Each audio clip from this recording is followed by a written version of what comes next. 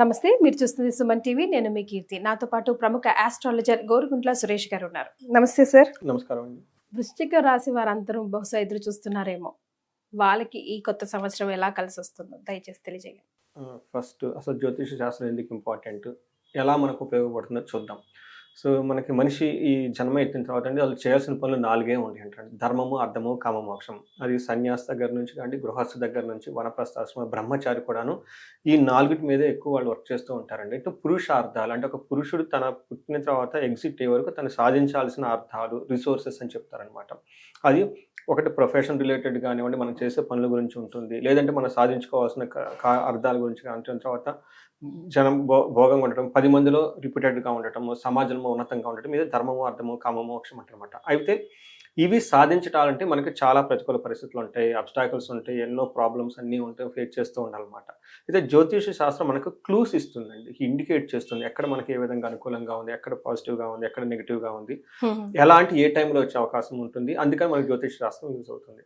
రెండోది మనకి ఆదిశంకరాచార్యులు వాళ్ళ స్క్రిప్చర్స్లో, వాళ్ళ గ్రంథాల్లో, వాళ్ళ రచనలో చెప్తూ ఉంటారంటే వివేక వైరాగ్యం ఉండాలని చెప్తూ ఉంటారు.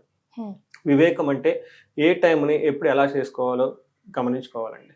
రెండోది వైరాగ్యం అంటే ప్రతిదీ మనం అన్ని పనులు చేయలేమండి. కొన్ని మనం ఉన్నతంగా ఎదగాలంటే కొన్ని పనులు మనం వదిలేసుకోవాలన్నమాట. ఒక స్కిల్ఫుల్గా ఏది పట్టుకోవాలో ఏది వదలాలో తెలుసుకోవాలంటారు. అదే వివేక వైరాగ్యం అంటే, నథింగ్ అండి.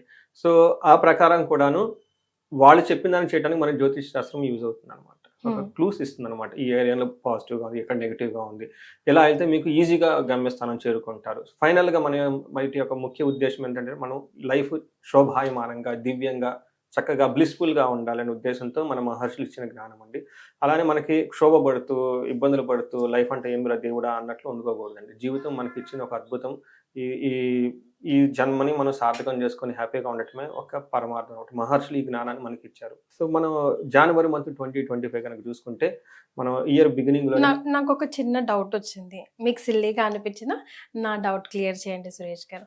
అంటే మన పోయిన జన్మ, గత జన్మకి సంబంధించిన వాసనతోనే మనం ఈ జన్మ ఎత్తుతాము, అవునా? కరెక్ట్. అంటే ముందే డిసైడ్ అయింది ఈ జన్మలో మనం ఏం చేయాలి, ఏం చేయకూడదు అని చెప్పి.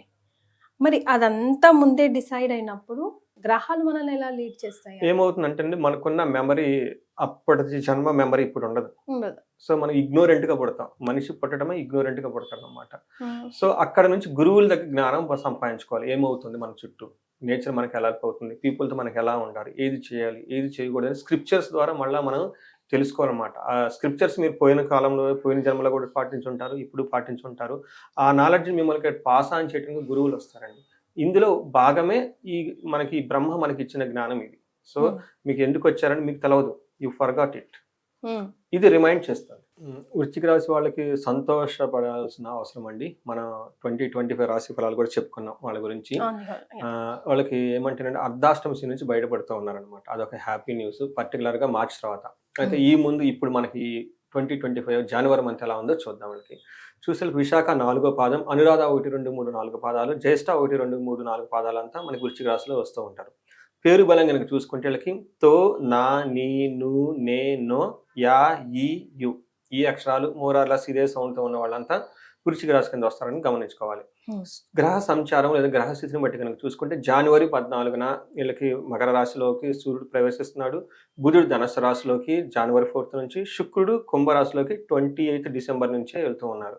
అయితే కుజుడు వీళ్ళకి కర్కాటక రాశిలో జనవరి 21 వరకు ఉండి, ఆ తర్వాత వీళ్ళకి మిథున రాశిలోకి రెట్రోగేట్లో మూవ్ అవుతున్నారండి. వీటి ప్రభావంతో వృశ్చిక రాశి వాళ్ళకి ఎలా ఉంటుందంటే మనకి సూక్ష్మ గోచారం, లఘు గోచారం బట్టి వెరీ సింపుల్గా అంతా ఓవరాల్గా సమరీగా చెప్పుకుంటే ఫస్ట్ 15 days వీళ్ళకి ధనం, దేహరుజం, అర్ధాక్షయం, విభూతిం అని చెప్తారు. అంటే ధన ప్రభావం చాలా బాగుంటుంది, ఫిజికల్ హెల్త్ కాంప్లికేషన్స్ వచ్చే అవకాశం ఎక్కువగా ఉంది, ధనం కూడా విపరీతంగా ఖర్చు అయ్యే అవకాశం ఎక్కువగా ఉంది. కానీ ఓవరాల్గా ఫస్ట్ 15 days వీళ్ళకి చాలా దివ్యంగా, శోభాయమానంగా అభివృద్ధి ఉంటుంది, గ్రోత్ ఉంటుంది, బాగా చాలా ప్రాస్పరిటీగా ఉంటారు. నెక్స్ట్ ఎలా ఉంటుందంటే అండి, సూర్యుడు వీళ్ళకి చాలా మంచి చేస్తూ ఉన్నాడండి ఈసారి. లక్ష్మీ శ్రియం సుఖ సుహృతాభివృద్ధి దేహ రుజం అని చెప్తారు. అంటే లక్ష్మీ కళ వీళ్ళకి ఎక్కువగా ఉంటుంది, సక్సెస్ఫుల్గా ఉంటారు, ఫైనాన్షియల్ గెయిన్ ఉంటుంది, ఫ్రెండ్స్ తోటి చాలా ప్రాస్పరిటీగా ఉంటారు. ఒకే ఒక ప్రాబ్లం ఏంటంటే వీళ్ళకి హెల్త్ కాంప్లికేషన్స్ వచ్చే అవకాశం ఎక్కువగా ఉంది. అంటే వీళ్ళ శరీరం వీళ్ళని బాధ పెట్టే అవకాశం ఎక్కువగా ఉంది.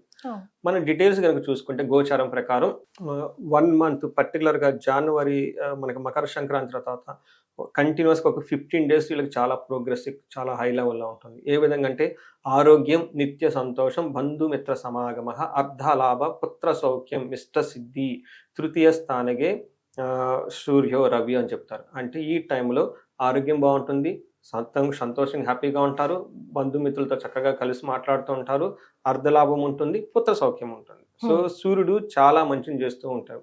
అయితే ఒక్క విషయంలో వీళ్ళు కేర్ఫుల్గా ఉండాలంటే ఇదే సూర్యుడు 9వ ఇంటిని చూడటం వల్ల ఫాదర్కి హెల్త్ కాంప్లికేషన్స్ వచ్చే అవకాశం ఎక్కువగా ఉంది. ఫాదర్ విషయాల్లో కొంచెం అలర్ట్గా అటెన్షన్ పే చేయడం చాలా ఇంపార్టెంట్. తర్వాత కుజుడు వీళ్ళకి అంత యోగ్యతను ఇవ్వట్లేదని చెప్పుకోవాలి. వీళ్ళకి 9th house, 12th house, 4th house ఏ హౌస్లో కూడా అంత అనుకూలత ఇవ్వరు కుజుడు. పర్టికులర్గా వీళ్ళకి ఏం చేస్తుంటే ఏం చెప్తారంటే దేహ పీడనం, శోషణం అని చెప్తారు. స్థాన విరోధాంశ అని చెప్తారంట. అంటే శారీరకంగా హెల్త్ కాంప్లికేషన్స్ వచ్చే అవకాశం ఎక్కువగా ఉంటుంది. తర్వాత ఉన్న పొజిషన్లో కొంచెం ట్రాన్స్ఫర్స్ రావటం, అటు ఇటు తిరగటము ఇవి చేసే అవకాశం ఎక్కువగా ఉంటుంది. అంతేకాకుండా బంధువైన ధనక్షేమం, బంధువులతో గొడవ, దేహ పీడనం అని చెప్తుంటారు. 4th హౌస్లో ఉండటం వల్ల భాగ్యహాని అంటే లగ్జరీకి సంబంధించిన విషయాలు ఇలా అన్కంఫర్టబుల్ ఫీల్ అయ్యే అవకాశం ఎక్కువగా ఉంటుంది. తర్వాత ధనక్షము, సంతానానికి సంబంధించిన విషయాల్లో కొంచెం కాంప్లికేషన్స్ వచ్చే అవకాశం ఎక్కువగా ఉంది. ఒక్క విషయం వీళ్ళు గుర్తుపెట్టుకోవాల్సింది ఏమంటే 12th హౌస్లో ఉండటంతో ఆపోజిట్ వాళ్ళతో చాలా గొడవలు వచ్చేస్తాయి. లేడీస్కి అయితే జెంట్స్ ద్వారా, జెంట్స్ అయితే లేడీస్ ద్వారా గొడవలు వచ్చే అవకాశం ఎక్కువగా ఉంది. పలుకుబడి తగ్గే అవకాశం ఎక్కువగా ఉంది. బట్ ఇది ఎప్పటి వరకు అంటే 21st వరకు మాత్రమే. ఇది కూడాను మధ్యలో సూర్యుడు బాగా సపోర్ట్ చేయడంతో ఈయన లాస్ట్ మూమెంట్లో రెట్రోగేట్ అయ్యే మూమెంట్లో ఉన్నారు కాబట్టి అంత అంటే మైల్డ్గా ఈ ప్రాబ్లమ్స్ ఉంటాయి. అంత పెద్ద సీరియస్గా అయితే ఏముండవు అని చెప్పుకోవాలి. సో శుక్రుడు వీళ్ళకి చాలా చక్కటి యోగ్యతను అయితే కలిగిస్తున్నాడండి. ఒక రకంగా చెప్పాలంటే వీళ్ళు శుక్రుడు వీళ్ళకి 4th హౌస్లో ఉండి 10th హౌస్ దృష్టి చూడటం వల్ల ఏమవుతుందంటేనండి పుత్ర మిత్ర కళాత్రి బంధు సుఖం. ఈ టైంలో పుత్రుల నుంచి, బంధువుల నుంచి, ఫ్రెండ్స్ నుంచి చాలా మంచి సపోర్ట్ వచ్చేస్తుంది. విద్యా గోష్ఠి అంటే హయ్యర్ నాలెడ్జ్ గురించి మాట్లాడుకుంటూ ఎక్కువగా ఉంటూ ఉంటారనమాట. పెద్ద పెద్ద వాళ్ళతో కలవటము, ఇంటలెక్చువల్ పీపుల్తో కలవటము, తర్వాత నాలెడ్జ్ గురించి డిస్కస్ చేసుకునేది ఎక్కువగా ఉంటుందన్నమాట. తర్వాత ఈ టైంలో స్వబుద్ధి, మీ ఓన్ ఏమని చెప్తారంటే వాళ్ళ యొక్క ఓన్ ఇంటలెక్ట్ తోటి వాళ్ళ ఇష్టానుసారంగా వాళ్ళకి నచ్చిన విధంగా ప్లాన్ చేసుకుని ముందు వెళ్ళిపోతూ ఉంటారు. బట్ అలా వెళ్ళిపోయిన తర్వాత సక్సెస్ఫుల్గా కూడా ఉంటారు. So they take their own decisions, mind your own business అంటారు. సో ఈ టైంలో వాళ్ళ ఓన్ బిజినెస్ చేసుకుంటూ చక్కగా ముందుకు చూసుకొని వెళ్ళిపోతూ ఉంటారు.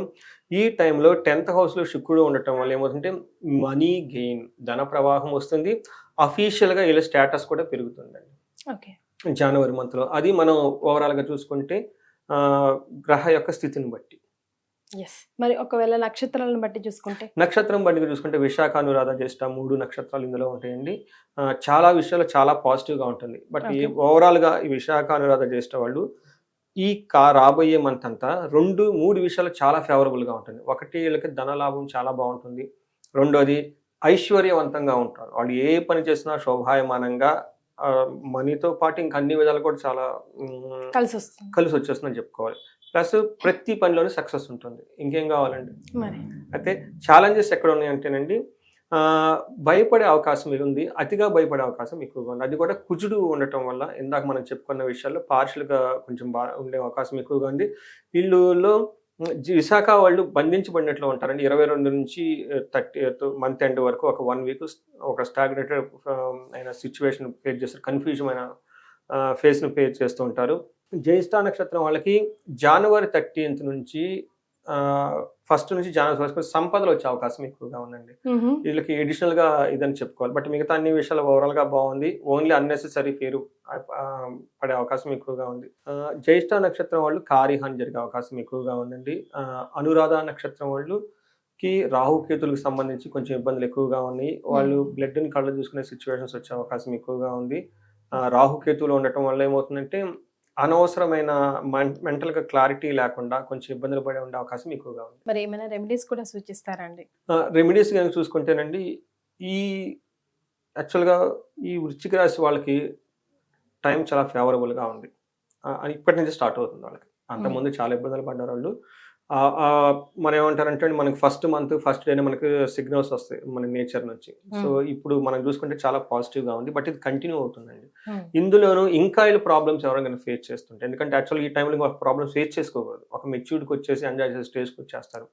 ఇంకా కనుక ఎవరైనా కనుక ఫేస్ చేస్తుంటే అతి భయం కనుక ఉండగలిగితే వీళ్ళు సుబ్రహ్మణ్యేశ్వర స్వామి ఆరాధన చేస్తే చాలా బాగా కలిసి వచ్చేస్తుంది.